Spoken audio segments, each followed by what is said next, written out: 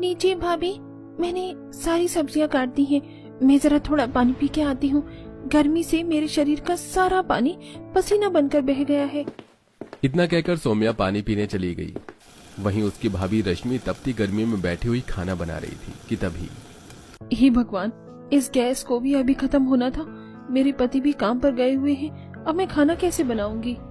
रश्मि गर्मी में बैठी परेशान हो रही थी कि तभी उसकी सास सुशीला वहां पहुंची।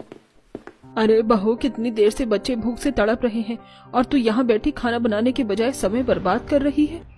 नहीं माँ जी, गैस खत्म हो गई है, ऐसे में मैं भला खाना कैसे बनाऊं। वाह, गैस खत्म हो गई तो क्या खाना नहीं बनेगा? हाँ, क्या खाना सिर्फ गैस चूल्हे पर ही बनता है? घर में मिट्टी का चूल्हा किस लिए है? रश्मि की सास बहुत सख्त थी, इसलिए उसे उसकी सारी बातें माननी पड़ती।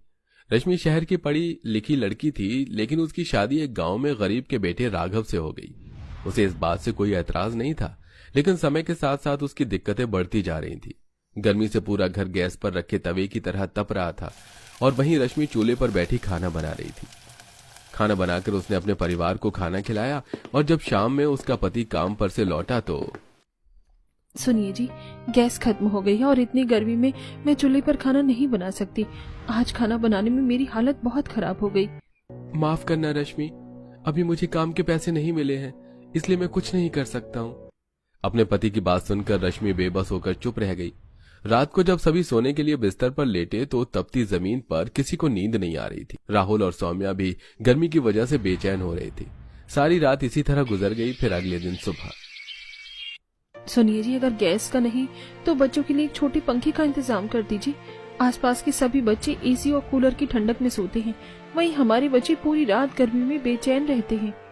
मैं कोशिश करूंगा कि बच्चों के लिए घर में ठंडक करने का कोई साधन ला सकूं। इतना कहकर राघव काम पर चला गया। एक तरफ राघव गर्मी में फैक्ट्री में मजदूरी किया करता, दूसरी तरफ रश्मि गर्मी में सारा दिन घर के काम किया करती, लेकिन उन्हें खुद से ज्यादा अपने परिवार की चिंता थी। शाम को राघव काम पर से एक छोटा पंखा लेकर घर लौटा, जिसे देखकर बच्चे काफी खुश हो गए। मैं नया पंखा तो नहीं ला सका, लेकिन ये पंखा फैक्ट्री में रखा हुआ था। अब मालिक के ऑफिस में एसी लगा हुआ है, तो ये पंखा किसी काम का नहीं था, इसलिए मैं इसे उठा लाया। कोई बात नहीं, मुझे खुशी है कि आप बच्चों के लिए कुछ तो कर पाए। अरे, बातें बनाने से अच्छा जल्दी से इन पंखे को चालू कर। बच्चे कितने बेताब हो रहे हैं इसकी हवा खाने के लिए। हाँ मम्मी, जल्दी करो ना। ठीक है ठीक है।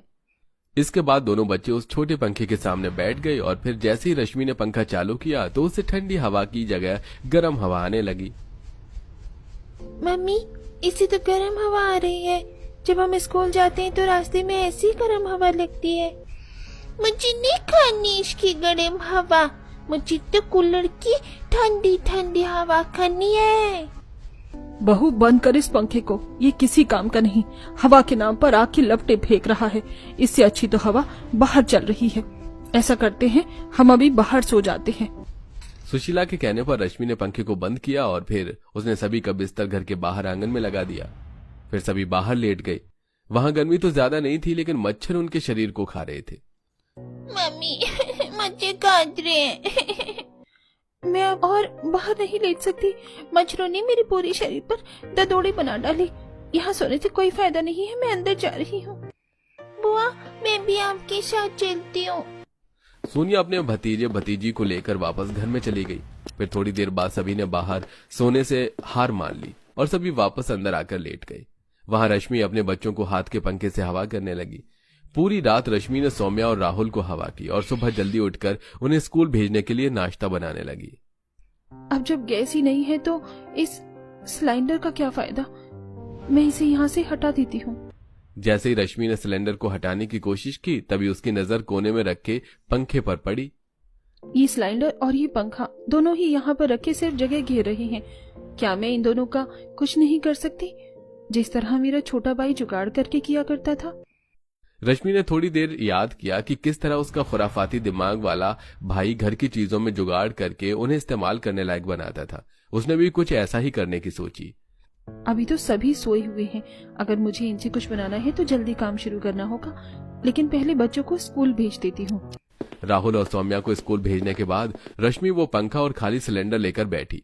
थोड़ी देर सोचने पर उसके दिमाग में आइडिया आया कि वो उस खाली सिलेंडर और पंखे से एक कूलर बनाकर तैयार करेगी।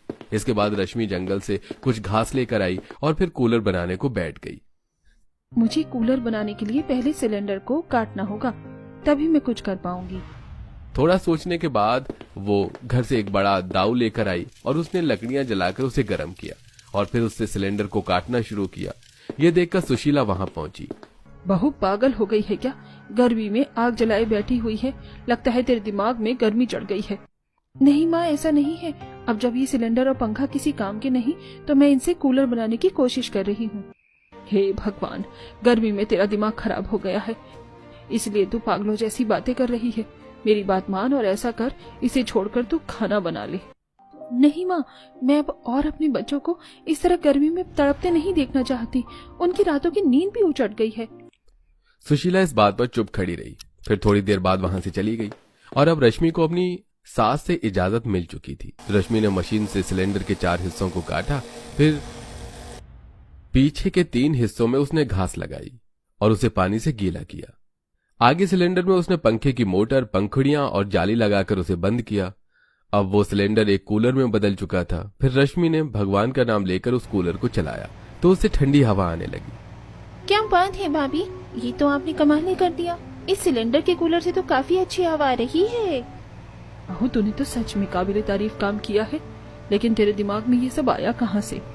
मेरे घर में मेरा छोटा भाई इंजीनियरिंग कर रहा है और वो अक्सर इस तरह के जुगाड़ किया करता है, तो मैंने आज उसी के जुगाड़ों को याद करके ये कूलर बनाया है।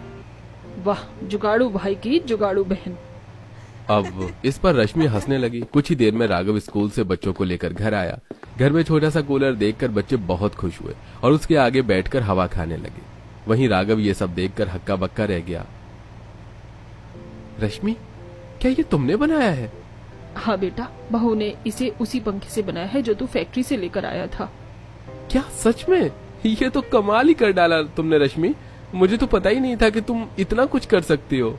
अब आप जल्दी से हाथ धोकर आ जाइए, फिर हम सब एक साथ बैठकर खाना खाते हैं। इसके बाद सभी ने उस कूलर के सामने बैठकर खाना खाया। इसी तरह कुछ दिन गुजरे और अब सौम्या और राहुल अपना सारा दिन कूलर के सामने बैठकर दिन लिया करते। जब से बहू ने ये कूलर बनाया है तब से तुम पूरा दिन इसी के सामने बैठकर दिन काट लेते हो, बाहर भी खेलने नहीं जाते। तुम्हारी वजह से कूलर की हवा हम तक तो पहुंचती ही नहीं है। हाँ भाभी, इन छुटकों की वजह से हमें तो बिल्कुल भी हवा नहीं लगती है। सौम्या, राहुल, चलो दोनों कूलर के सामने से हटो। दादी और बुआ को हवा नहीं लग रही है। लेकिन मम्मी, कूलर के सामने से हटते हम दोनों की कमर पर सुई चुभने लगती है। मम्मी, दीदी सही कह रही है। बच्चों के ऐसा कहने पर रश्मि ने उनकी कमर चेक की तो उसने देखा कि उन्हें काफी घमौरियां हो गई थी। रश्मि ने दोनों बच्चों के नीम के पत्तों को पीसकर उसका लेप बनाकर दोनों बच्चों के लगाया। तब बच्चों को थोड़ी राहत मिली और वो कूलर के आगे से हट गए। फिर शाम को राघव बर्फ लेकर घर लौटा, जिसे वो मटके में डालकर पानी ठंडा किया करते थे। घर आते आते गर्मी की वजह से बर्फ पिघलकर आधी हो गई है और इतनी सी बर्फ से पानी भी सिर्फ कुछ ही देर तक ठंडा रह पाता है। ऐसी गर्मी में हमें ठंडा पानी भी नसीब नहीं हो रहा है। आप फिक्र मत कीजिए, मैं अभी के लिए सौम्या और राहुल से कहकर पड़ोस के घर से बर्फ मंगा लेती हूँ। रश्मि ने दोनों बच्चों से बर्फ लाने को कहा। उनकी लाई हुई बर्फ से रश्मि ने मटके का पानी ठंडा किया, लेकिन गर्मी की वजह से थोड़ी ही देर में पानी दोबारा गर्म हो गया और सभी को वही गर्म पानी पीना पड़ा।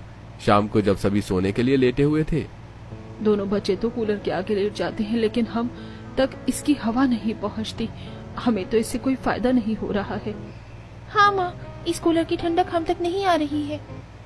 माँ, इसमें एक छोटे से पंखे की मोटर और पंखड़ियाँ लगी हुई हैं। ये घरेलू जुगाड़ू कूलर बस इतनी सी ही हवा दे सकता है। कल मैं आपके लिए कुछ और सोचूंगी। अगले दिन सुबह रश्मि ने राघव से 2-3 खराब सिलेंडर लाने को बोला, जिस पर पहले तो राघव उलझ गया, लेकिन फिर सिलेंडर से बने कूलर को देखकर उसने रश्मि की बात मान ली और शाम को वो 3 खराब सिलेंडर और एक बर्फ की थैली लेकर घर वापस आया। राघव, क्या अब तूने खराब सिलेंडर बेचने का काम कर लिया है जो इतने सारे सिलेंडर उठा लाया है? नहीं माँ जी, मैंने इनसे सिलेंडर लाने को कहा था। अगर तूने सिलेंडर से कूलर बना तो क्या अब तू सब कुछ बना लेगी? ये मत कहना कि अब तो इससे एक एसी बनाने वाली है। हाँ माँ जी, मैं इसे एक एसी ही बनाऊंगी। हे भगवान, मेरी बहू को बुद्धि देना। मैं तो चलती हूँ। इतना कहकर सुशीला सोनिया को लेकर बाहर नदी किनारे टहलने चली गई, जहाँ ठंडी ठंडी हवा चल रही थी। आहा, कितनी अच्छी हवा चल रही है यहाँ पर। इसके आगे तो एसी कूलर भी फेल है। सोनिया और सुशीला आराम से नदी किनारे बैठकर हवा खा रही थी। वहीं दूसरी तरफ सुनिए जी, छत पर कुछ बोरियां पड़ी हैं। घर ठंडा करने के लिए मैंने उन्हें भिगोकर छत पर डाला है, लेकिन तेज धूप की वजह से कुछ देर में वो सूख जाती हैं। आप मुझे छत से कुछ बोरियां ला दीजिए। रश्मि की बात मानकर राघव छत से बोरियां उतारकर रश्मि को लाकर दे दी। लेकिन रश्मि, तुम इनसे करोगी क्या? आप ये दीवारों पर बनी 2 खिड़कियां देख रही हैं? इनसे घर में धूप आती है, इसीलिए हमने इन्हें तिरपाल से ढक दिया और इसी वजह से घर में अब हवा का आना भी बंद हो गया है। तो क्या अब तुम इन खिड़कियों से कुछ बनाओगी? अगर ऐसा है तो मैं भी तुम्हारी मदद करूंगा। इससे तो मेरा काम काफी जल्दी हो जाएगा। दोनों बच्चे कूलर की हवा में आराम से सो रहे हैं, हम अपना काम शुरू कर लेते हैं। फिर दोनों ने मिलकर 2 सिलेंडर के ऊपर नीचे के हिस्सों को काटा और पीछे में उसमें एक बड़ा सा हॉल बनाया। लेकिन रश्मि, हम सिलेंडर को आगे से भी तो काट सकते थे ना?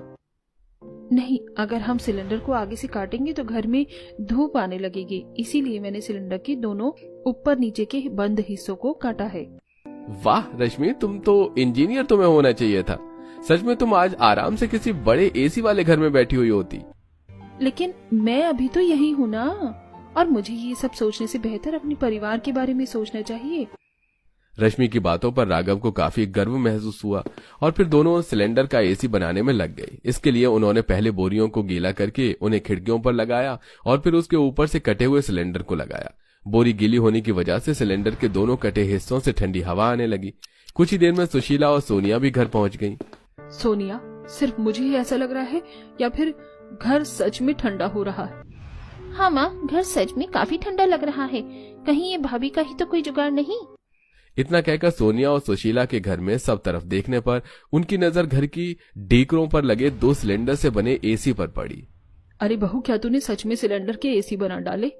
हाँ माँ जी, आप टहलने गई हुई थी तो इतनी देर में राघव जी और मैंने सिलेंडर के एसी बना दिए। वाह भाभी, आप तो सोच से भी परे काम करती हो। हाँ बहू, लगता है तू तो सिलेंडर से ही सब कुछ बना डालेगी। अब जरा एक गिलास पानी पिला दे, इतनी दूर से चलकर आ रहे हैं, गला सूख गया। हाँ माँ जी, अभी लेकर आती हूँ। रश्मि ऐसे ही उन दोनों के पानी लेने गई तो उसने देखा कि वो मटके में बर्फ डालना भूल गई थी, जिससे सारी बर्फ रखी हुई पिघल गई, जिससे मजबूरी में अब उसे उन दोनों के लिए गर्मी में गर्म पानी ही ले जाना पड़ा। यह क्या बहू, ये पानी इतना गर्म क्यों है? क्या तूने इसमें बर्फ नहीं डाली? माफ करना माँ जी, एसी बनाने के चक्कर में मैं मटके में बर्फ डालना भूल गई थी। सत्यानाश, एक काम को किया तो दूसरा बिगाड़ दिया। अब हमें गर्म पानी ही पीना होगा। अरे माँ, ऐसा क्यों बोल रही है? कितनी मेहनत से तो भाभी ने हमारे लिए ये एसी बनाए हैं। ऐसे में अगर उनसे छोटी सी गलती हो गई तो क्या हुआ? इन एसी की वजह से घर में कितनी ठंडक भी तो हो गई है ना। तू मुझे मत सिखा, मैं तेरी माँ हूँ, तू मेरी माँ नहीं, समझी? सुशीला को इतने गुस्से में देखकर रश्मि और सोनिया डर गईं और आगे कुछ नहीं बोली। थोड़ी देर बाद जब सभी खाना खाने बैठे और रश्मि खाना लेकर आई तो हे भगवान, ये कैसा खाना बनाया है तूने बहू? ये तो खराब हो गया है। क्या हुआ माँ जी, क्या खाने में कोई खराबी है? हाँ माँ, मुझे तो इस खाने से बदबू आ रही है। हाँ रश्मि, खाने से अजीब सी बदबू आ रही है। इस पर रश्मि ने सारे खाने को सूंघ कर चेक किया। आप सभी मुझे माफ कर दीजिए, लगता है आज का खाना खराब हो गया है। ये लो, बिल्कुल सोने पे सुहागा वाला काम किया है तूने बहू। ना तो घर में पीने के लिए ढंग का पानी है और ना ही खाना। और तू सोनिया, बड़ी हिमायती बन रही थी अपनी भाभी की, अब देख ले क्या गोल खिलाए हैं तेरी भाभी ने। माँ, भला इसमें रश्मि की क्या गलती है? खाना तो गर्मी की वजह से खराब हुआ है। जैसे जैसे दिन गुजर रहे हैं गर्मी बढ़ती जा रही है, जिसकी वजह से खाना भी अब खराब होने लगा है। सफाइयाँ देना बंद कर और अब ये बता कि इसका इलाज क्या है। इस पर सभी थोड़ी देर के लिए चुप हो गए। फिर रश्मि बोली, माँ जी, अभी मैं आप सभी के लिए दूसरा ताज़ा खाना बना देती हूँ और कल से इसका कोई ना कोई हल निकाल लूंगी। ये कहकर रश्मि ने दोबारा सभी के लिए खाना बनाया और फिर सभी खाना खाकर सो गए। घर में लगे 2 सिलेंडर एसी की वजह से घर में काफी ठंडक हो गई, जिससे सभी को चैन की नींद आ गई। अगली सुबह रश्मि को एक नई चुनौती सामने खड़ी थी। मुझे किसी भी तरह पानी को ठंडा और खाने को खराब होने से बचाना होगा। बाहर जाकर देखती हूँ अगर मुझे कुछ मिल जाए। रश्मि अपने दोनों बच्चों को स्कूल भेजकर बाहर कुछ ढूंढने के लिए निकल गई, जिससे वो घर में ठंडे होने का इंतजाम कर सके और साथ में खाने को भी खराब होने से बचा सके। चलते चलते रश्मि एक इलेक्ट्रॉनिक शोरूम के पास पहुंची, जहां पर उसने देखा कि गर्मी की सहूलियत का सारा सामान जैसे एसी, कूलर, फ्रिज, इंडक्शन और भी कई सारी चीजें थी। ये मौसम तो सिर्फ अमीरों के लिए ही अच्छे हैं। हम गरीबों को तो हर मौसम के साथ अलग अलग परेशानियों का सामना करना पड़ता है। रश्मि सोच ही रही थी कि तभी वहां कुछ आदमी फ्रिज के डिब्बे और थर्माकोल फेंक कर चले गए। रश्मि ने देखा कि थर्माकोल काफी साफ सुथरी थी और धूप में सफेद सफेद चमक रही थी। तभी उसे ध्यान आया कि किसी भी डिब्बे से थर्माकोल लगाकर रखने से बर्फ नहीं पिघलती। रश्मि ने जल्दी से वहां से थर्माकोल को इकट्ठा किया और उन्हें लेकर घर आ गई। बहू, क्या अब तू घर को कबाड़ खाना बनाने वाली है जो बाहर से कबाड़ा उठाकर ले आई है? नहीं माँ जी, मैं इनसे कुछ ऐसा जुगाड़ करूंगी जिससे घर में ठंडे पानी का इंतजाम हो जाएगा और खाना भी खराब नहीं होगा। सुशीला को कुछ भी समझ में नहीं आया। वो चुपचाप देखने लगी कि अब उसकी बहू क्या जुगाड़ करने वाली है।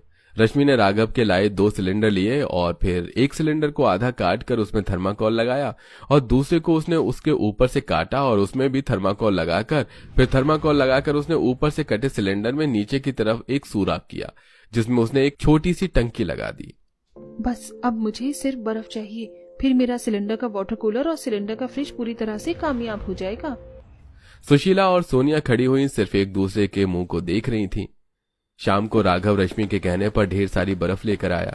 रश्मि ने उस बर्फ को आधे कटे सिलेंडर में थर्माकोल के ऊपर बिछा दिया और उस पर उसने खाने के बर्तनों को रखकर उसे ऊपर से ढाका, जिससे अब खाना गर्मी में खराब होने से बच गया। वहीं दूसरे सिलेंडर में उसने पानी भरकर उसमें बर्फ डाली और उसे भी ऊपर से ढक दिया। अंदर लगे थर्माकोल की वजह से पानी काफी देर तक ठंडा रहा और नीचे लगाई टंकी से आसानी से उससे पानी लिया जा सकता था।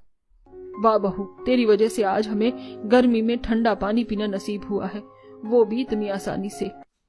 हाँ रश्मि, माँ सही कह रही है। तुम्हारी वजह से बिना खर्चे के आज हमारे घर में गर्मी की सारी सहूलियत का सामान मौजूद है। मुझे समझ नहीं आता कि मैं तुम्हारा शुक्रिया कैसे अदा करूं। मुझे बहुत खुशी है कि मैं आप सभी के लिए इतना सब कुछ कर पाई। इससे ज्यादा मुझे और कुछ नहीं चाहिए। इसके बाद कोई भी पड़ोसी उनके घर आता तो बहू के सिलेंडर के जुगाड़ को देखकर काफी हैरान होता और तारीफ किया करता। अब रश्मि के ससुराल वाले सुकून की गर्मियां काट रहे थे और बहू इसी तरह सिलेंडर से और भी घरेलू सामान जैसे अलमारी और सजावट के सामान बनाया करती और उन्हें मार्केट में ले जाकर बेचा करती, जिससे उनके पास कुछ पैसे घर चलाने के लिए प्राप्त हो जाते थे।